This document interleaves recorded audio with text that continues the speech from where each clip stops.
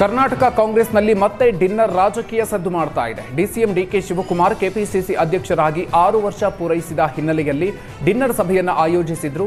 ಈ ಬೆನ್ನಲ್ಲೇ ಈಗ ಸಿಎಂ ಸಿದ್ದರಾಮಯ್ಯ ಕೂಡ ಸಚಿವರಿಗೆ ವಿಶೇಷ ಔತಣಕೂಟವನ್ನು ಏರ್ಪಡಿಸಿದ್ದಾರೆ.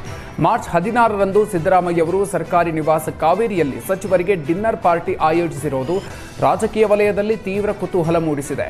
ಈ ಡಿನ್ನರ್ ಸಭೆಯಲ್ಲಿ ಮುಂದಿನ ರಾಜಕೀಯ ತಂತ್ರಗಳ ಬಗ್ಗೆ ಚರ್ಚೆಯಾಗುವ ಸಾಧ್ಯತೆಯಿದೆ. ವಿಶೇಷವಾಗಿ ಸ್ಥಳೀಯ ಸಂಸ್ಥೆಗಳ ಚುನಾವಣೆ, ಜಿಬಿಎ ಚುನಾವಣೆಗಳ ತಯಾರಿ, ಒಳ ಮೀಸಲಾತಿ ವಿಚಾರ ಸೇರಿದಂತೆ ಹಲವು ಪ್ರಮುಖ ವಿಷಯಗಳ ಬಗ್ಗೆ ಚರ್ಚೆಯಾಗಬಹುದು ಅಂತ ಹೇಳಲಾಗ್ತಾ ಇದೆ. ರಾಷ್ಟ್ರ ರಾಜಕಾರಣದಲ್ಲಿ ಮಹತ್ವದ ಬೆಳವಣಿಗೆ ನಡೆದಿದೆ. ಒಡಿಶಾದಲ್ಲಿ ಆಪರೇಷನ್ ಕಮಲ ತಡೆಯೋದಕ್ಕೆ trouble shooter D K Shivakumar entry ಕೊಟ್ಟಿದ್ದಾರೆ. ಅಡ್ಡ ಮತದಾನ ನಡೆಯುವ ಸಾಧ್ಯತೆ ಇದ್ದು, ಈ ಹಿನ್ನೆಲೆ ಒಡಿಶಾ ಕಾಂಗ್ರೆಸ್ ಶಾಸಕರನ್ನ ಡಿಕೆ ಶಿವಕುಮಾರ್ ಬೆಂಗಳೂರಿಗೆ ಶಿಫ್ಟ್ ಮಾಡಿಸಿದ್ದಾರೆ. ಒಡಿಶಾದ 12 ಕಾಂಗ್ರೆಸ್ ಶಾಸಕರು ಬೆಂಗಳೂರಿನ ವಂಡರ್ಲಾ ರೆಸಾರ್ಟ್ಗೆ ಶಿಫ್ಟ್ ಮಾಡಲಾಗಿದೆ.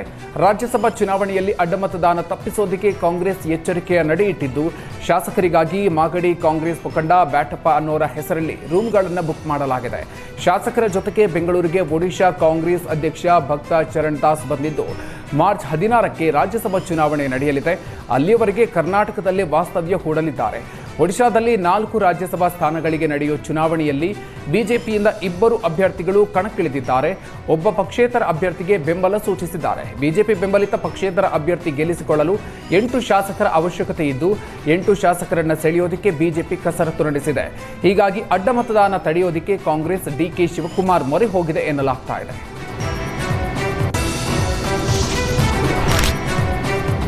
ಬಜೆಟ್ ಬಗ್ಗೆ ಬಹಿರಂಗವಾಗಿ ಕಾಂಗ್ರೆಸ್ ಪಕ್ಷದ ಶಾಸಕ ಇಕ್ಬಾಲ್ ಹುಸೇನ್ ಆಕ್ರೋಶ ಹೊರಹಾಕಿದ್ದಾರೆ. ಈ ಬಜೆಟ್ ನನಗೆ ಸಮಾಧಾನ ತಂದಿಲ್ಲ ಅಂತ ಇಕ್ಬಾಲ್ ಹುಸೇನ್ ಹೇಳಿದ್ದಾರೆ.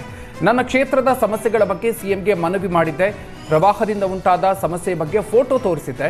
ನಮ್ಮ ಕ್ಷೇತ್ರಕ್ಕೆ ವಿಶೇಷ ಅನುದಾನವನ್ನು ನೀಡುವಂತೆ ಮನವಿಯನ್ನು ಮಾಡಿದ್ದೆ. ಸಿಎಂ ಏನೂ ಮಾಡಿಲ್ಲ, ನನಗೆ ನೋವಾಗಿದೆ ಅಂತ ಅಸಮಾಧಾನವನ್ನು ಹೊರಹಾಕಿದ್ದಾರೆ. ಸಿಎಂ ಪಾರದರ್ಶಕವಾಗಿ ಅನುದಾನವನ್ನು ಕೊಡ್ತಾರೆ ಅನ್ನೋ ನಂಬಿಕೆ ಇತ್ತು. ಈಗ ನಂಬಿಕೆ ಹುಸಿಯಾಗಿದೆ. ಈಗ ನಾವು ಡಿಸಿಎಂ ಹಿಂದೆಯೇ ಹೋಗಬೇಕು ಅಂತ ಇಕ್ಬಾಲ್ ಹುಸೇನ್ ಆಕ್ರೋಶವನ್ನು ವ್ಯಕ್ತಪಡಿಸಿದ್ದಾರೆ. ಬಜೆಟ್ ಮುಗಿದ ಬೆನ್ನಲ್ಲೇ ಕಾಂಗ್ರೆಸ್ನಲ್ಲಿ ಮತ್ತೆ ನಾಯಕರ ತಿಕ್ಕಾಟ ಜೋರಾಗಿದ್ದು, ಡಿಕೆ ಶಿವಕುಮಾರ್ ಬಣದ, ಸಿಎಂ ಬಣದ ಶಾಸಕರು ಕೆಂಡಕಾರಿದ್ದಾರೆ. ಬಜೆಟ್ ಬಗ್ಗೆ ಬಹಿರಂಗವಾಗಿ ಅಸಮಾಧಾನ ಹೊರಹಾಕಿದ ಡಿಕೆ ಶಿವಕುಮಾರ್ ಆಪ್ತ ಶಾಸಕ ಇಕ್ಬಾಲ್ ಹುಸೇನ್ಗೆ ಬೇಳೂರು ಕೌಂಟರ್ ಕೊಟ್ಟಿದ್ದಾರೆ. ಶಾಸಕ ಇಕ್ಬಾಲ್ ಹುಸೇನ್ರನ್ನ ಪಕ್ಷದಿಂದ ಹೊರಹಾಕಿ ಕಾಂಗ್ರೆಸ್ ಶಾಸಕ ಬೇಳೂರು ಗೋಪಾಲಕೃಷ್ಣ ಒತ್ತಾಯಿಸಿದ್ದಾರೆ. ಇಕ್ಬಾಲ್ ಹುಸೇನ್ ಪಕ್ಷದ ವಿರುದ್ಧ ಮಾತಾಡಿದ್ದಾರೆ.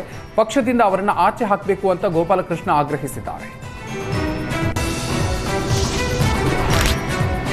ಬಜೆಟ್ ಬಗ್ಗೆ ಶಾಸಕ ಇಕ್ಬಾಲ್ ಹುಸೇನ್ ನೀಡಿರುವ ಹೇಳಿಕೆಗೆ ಸ್ವಪಕ್ಷದಲ್ಲೇ ಭಾರೀ ವಿರೋಧ ವ್ಯಕ್ತವಾಗಿದೆ. ಈ ಬಗ್ಗೆ ಮಾತಾಡಿದ ಸಚಿವ ರಾಮಲಿಂಗಾರೆಡ್ಡಿ, ಬಹಿರಂಗವಾಗಿ ಮಾತಾಡಿದರೆ ಪಕ್ಷಕ್ಕೆ ಡ್ಯಾಮೇಜ್ ಆಗುತ್ತೆ. ಸಿಎಂ ಡಿಸಿಎಂ ಬಳಿ ಮಾತಾಡಿ ಸಮಸ್ಯೆಯನ್ನು ಬಗೆಹರಿಸಿಕೊಳ್ಳಿ. ಸಿಎಂಗೂ ಒಂದು ಲಿಮಿಟ್ ಇರುತ್ತೆ, ಕೇಳಿದ್ದನ್ನೆಲ್ಲ ಕೊಡೋದಿಕ್ಕಾಗಲ್ಲ. ಹಣದ ಲಭ್ಯತೆಯನ್ನು ನೋಡಿಕೊಂಡು ಹಂಚ್ತಾರೆ. ಇಕ್ಬಾಲ್ ಅಷ್ಟೇ ಅಲ್ಲ, ಯಾರೂ ಕೂಡ ಬಹಿರಂಗವಾಗಿ ಮಾತನಾಡಬಾರ್ದು ಅಂತ ರಾಮಲಿಂಗಾರೆಡ್ಡಿ ಸಲಹೆ ಕೊಟ್ಟರು.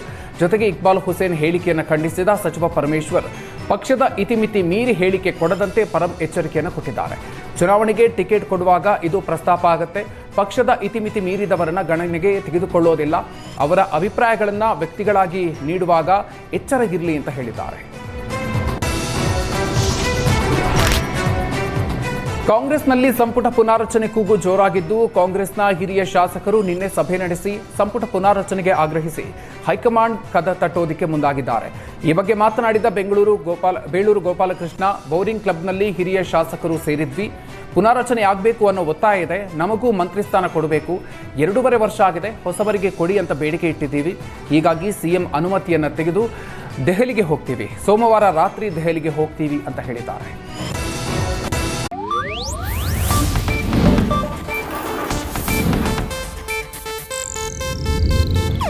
ಇದು ಏಷ್ಯಾನೆಟ್ ನ್ಯೂಸ್ ನೆಟ್ವರ್ಕ್ ಪ್ರಸ್ತುತಿ.